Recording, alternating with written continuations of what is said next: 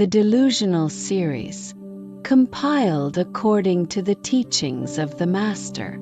Author Fafu. The Delusional Series. Part 10. Inner Journey. The sound comes and goes, while the true nature of hearing never does. Sacred verses from the 4th chapter of the Surangama Sutra. The Buddha said to Ananda, "Though you have studied extensively and heard much, your afflictions remain unquenched. Your mind merely grasps at the causes of delusion, but the true delusion itself, which is now manifest before you, you fail to recognize.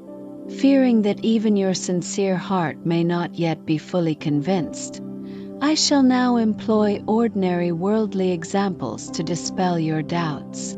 Immediately, the Tathagata commanded Rahula to strike the bell once. He then asked Ananda, "Do you hear it now?" Ananda and the assembly replied, "We hear it." When the sound of the bell ceased, the Buddha asked again, "Do you hear it now?" Ananda and the assembly replied, "We do not hear it." Rahula struck the bell once more. The Buddha again asked, "Do you hear it now?" Ananda and the assembly replied, "We hear it." The Buddha then asked Ananda, "How is it that you sometimes hear and sometimes do not hear?" Ananda and the assembly replied, "When the bell is struck, we hear it.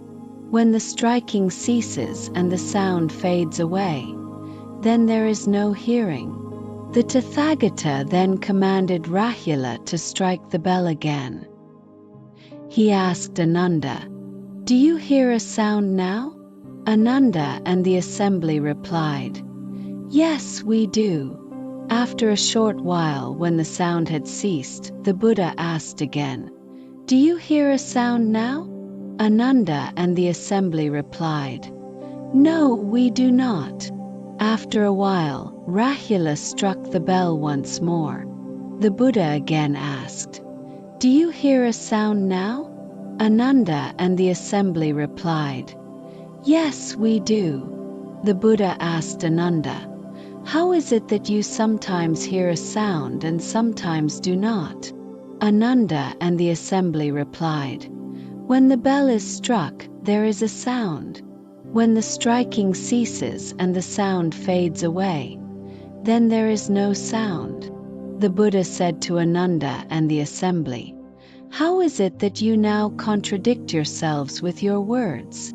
Ananda and the assembly asked the Buddha, "How have we contradicted ourselves?"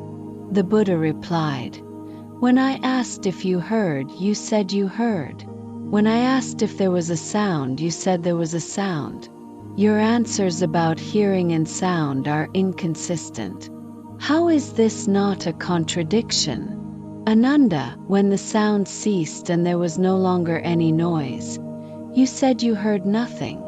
If truly you heard nothing, then your faculty of hearing would have ceased, becoming like a dead tree without sensation. When the bell was struck again, how did you know that there was a sound? Since you claim to hear nothing, you should have no way of knowing. The knowing of both sound and no sound is itself a product of the sound, dust, arising and ceasing. How can your faculty of hearing be said to be either present or absent? If you truly claim that there is no hearing, then who is it that knows that there is no sound? Therefore, Ananda, the arising and ceasing of sound occur within the faculty of hearing. It is not your faculty of hearing that causes the sound to arise and cease. Rather, it is the sound itself that causes your faculty of hearing to appear as having or not having.